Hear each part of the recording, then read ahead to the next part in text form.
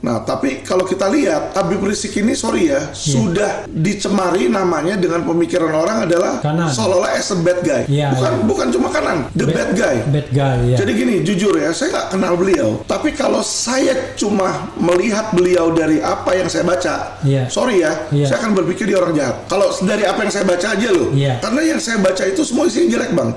Di Babe itu saya lihat kan, dia bilang dia mau buka khilafah lah, dia nggak mau ikutin perintah lah, dia datang dibilang, jadi dijelek-jelekin di situ. Media framingnya begitu ya.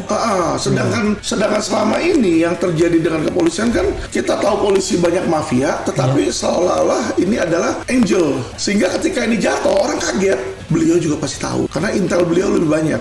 Tapi pertanyaannya, kenapa selama ini didiamkan loh? Karena dia juga tahu itu menjadi ladang bagi para oknum aparat penegak hukum, gitu loh. Jadi akhirnya tutup mata dia. Tutup mata. Daripada nanti mereka tagih uang APBN, ya lebih baik sudahlah cari uang sendiri.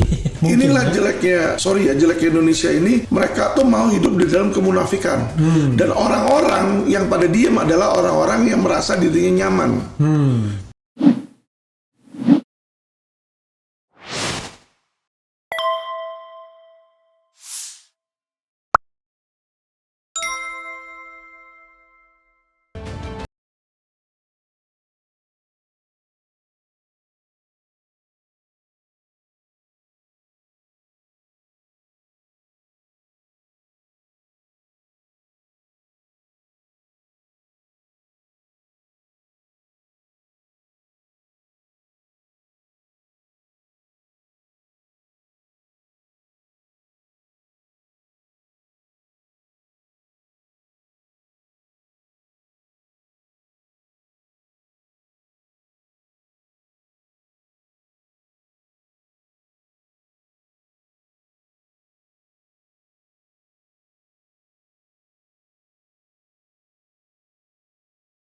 Pesan itu betul-betul dijalankan oleh Mahfud MD sebagai Menko Polhukam. Bahkan Mahfud hadir di podcast berapa kali saya lihat ya, dan sangat vokal sekali ngomong soal ini.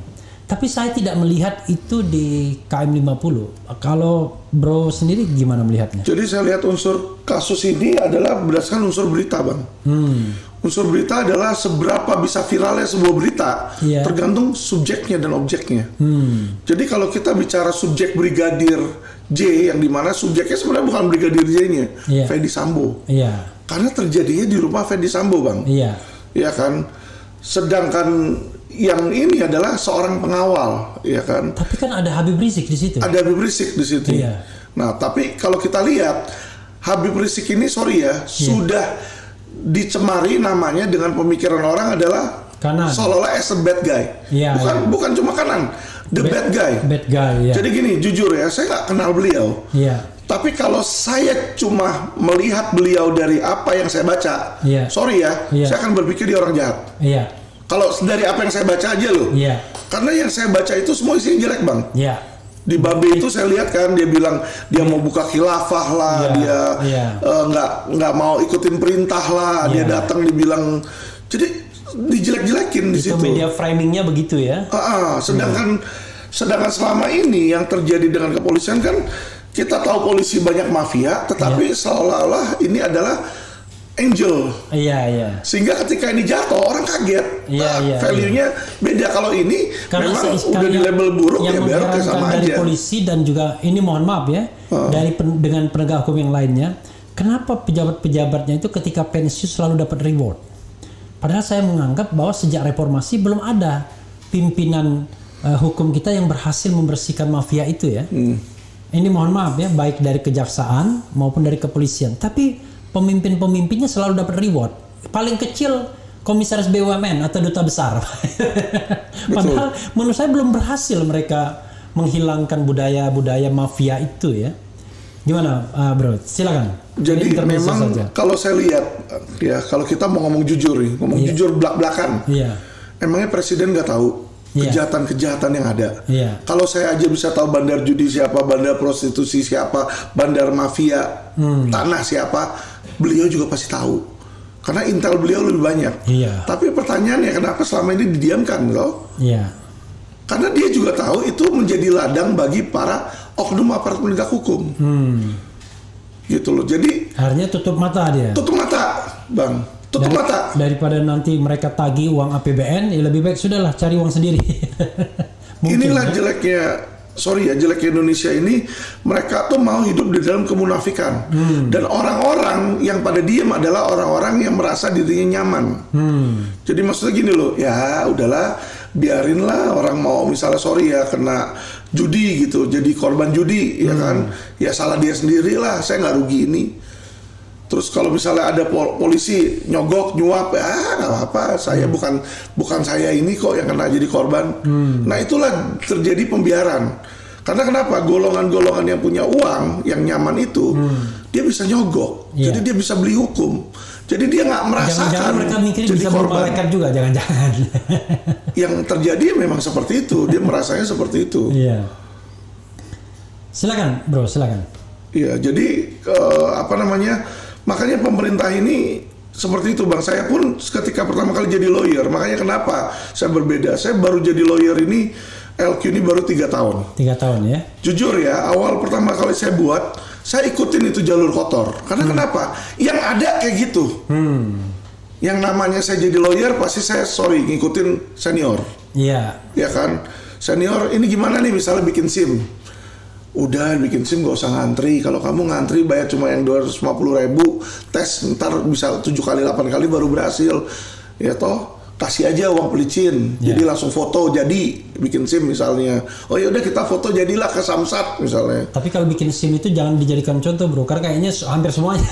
Lah iya. Tapi lawyer gitu, yang misalnya harus sama Pak, lawyer harus bayar duit ke polisi, ke hakim, ke jaksa gitu-gitu. Ini saya kasih contoh yang simpel karena orang kan nggak tahu cara jadi lawyer, Bang. Iya. Cara jadi lawyer pertama ini kan dia harus punya SIM lawyer. Iya. Bukan surat izin mengemudi, tapi surat berita acara sumpah BAS. Iya. Abang tahu nggak, SIM BAS itu kalau biasanya itu kita ngikutin ujian dulu, ada pendidikannya. Ini sekarang udah nggak usah, Bang, bisa nembak sama kayak SIM. Iya. Bayar 25 juta, sumpah ya? Sumpah, sisanya semua suratnya udah dibikin. Disumpahin itu berarti. Sisanya udah dibikinin. Ya oke lah, itu memang ada sisi gelap kita ya. Jadi dari pertama kali masuk, sistem administratifnya pun sudah dibikin manipulatif. Iya. Saya ikut di situ, karena kita ikutin harus tuh. Gimana sih caranya begini, oke. Terus gimana ketemu sidang misalnya, oh ya kamu kalau mau menang ini kasih polisi. Itu saya lakukan awal.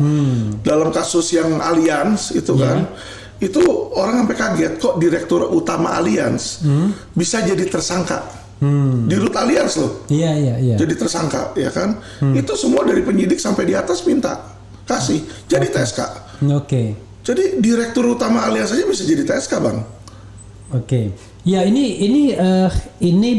hal yang jamak diketahui publik. Betul. Tapi memang publik tidak pernah berani ngomong karena selalu kalau ngomong adalah pencemaran nama baik. Sekarang kalau pencemaran nama baik lumayan, itu cuma 4 tahun dan itu delik aduan. Tapi sekarang enggak lagi.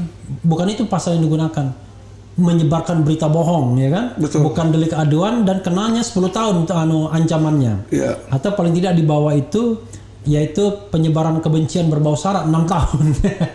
Maka undang-undang itulah yang digunakan untuk menghadang atau menghalau orang-orang yang mau bersikap kritis, bro ya. Betul. Gitu. Anda nggak khawatir tuh dibegitukan? Nah itu yang saya bilang, Bang. Jadi awal pertama kali saya ngikutin arus. Karena kita melihat dunia melakukan itu, lawyer-lawyer lain seperti itu saya ikut. Tapi hati saya nggak bisa. Karena kenapa? Ketemulah saya dengan oknum aparat. Minta duit, udah kita kasih, korban investasi bodong nih, dia berharap keadilan. Polisi minta uang biar supaya jalan, kita kasih jalan ke timnya. Udah dikasih, ini nggak jalan, Bang. Tetap mau di SP3, ternyata lawan ngasih lebih gede.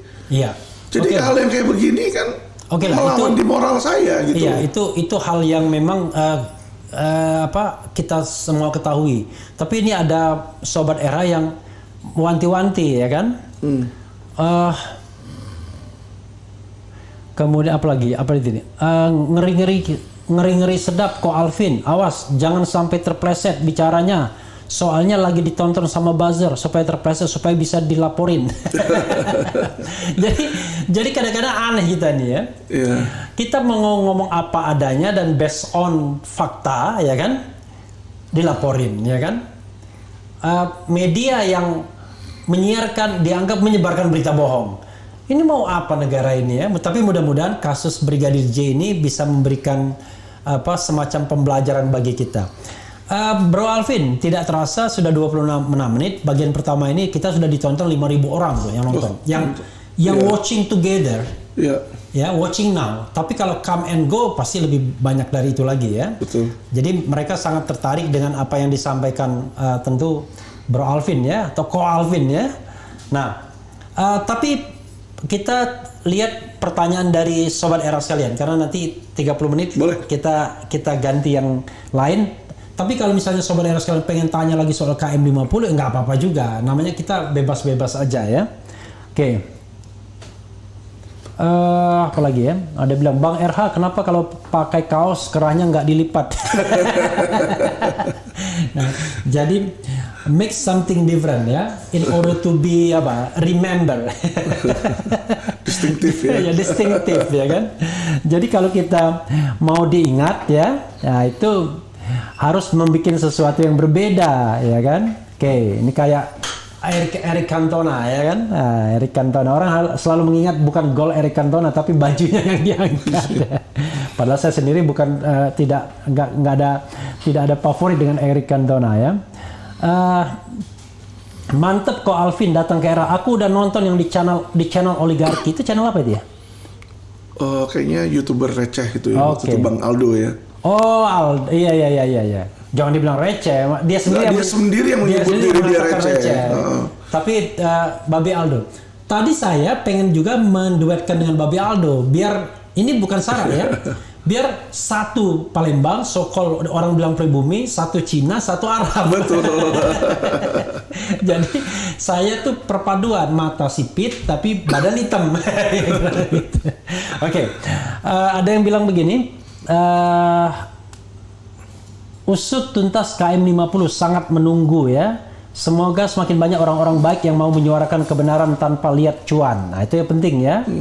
Kemudian Kolim, ini luar biasa, haha, berani banget sebut nama-nama orang yang terlibat KM50, berani banget sama Fadil Imran dan komplotan preman berpakaian Polri. Ya mudah-mudahan enggak lah ya. Jadi gini, kita tuh sebenarnya yang kita kritik adalah kekuasaan. Jadi kalau dalam hukum itu kan tadi ada prinsip equality before the law ya. Jadi kita lihat kekuasaan itu yang kemudian kita kritik. Kita tidak mengkritik orangnya tapi kekuasaannya ya.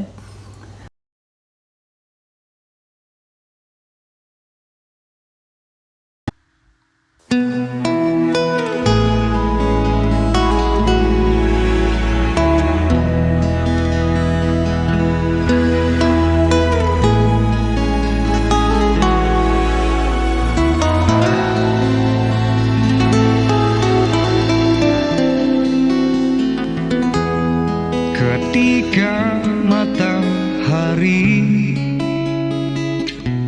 hanya di atas kepala, panas melelehkan.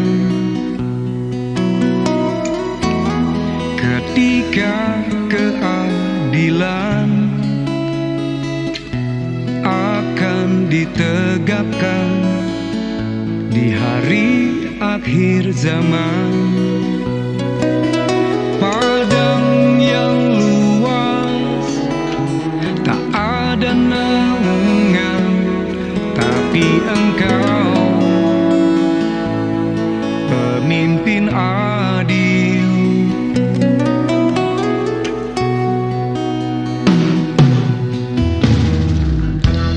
Setiap manusia adalah khalifah di muka bumi ini. Engkau khalifah, dari khalifah kau dinaungi, kau dirahmati. Tapi engkau khalifah, dari khalifah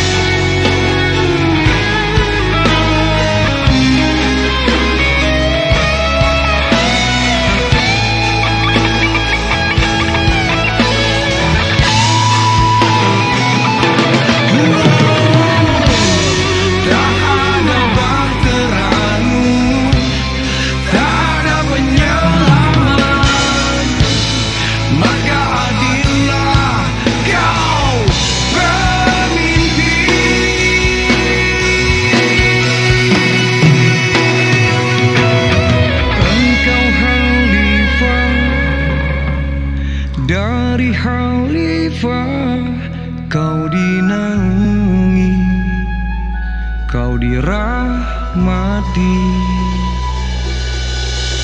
Tapi engkau khalifah, dari khalifah kau dinaungi, kau diselamatkan.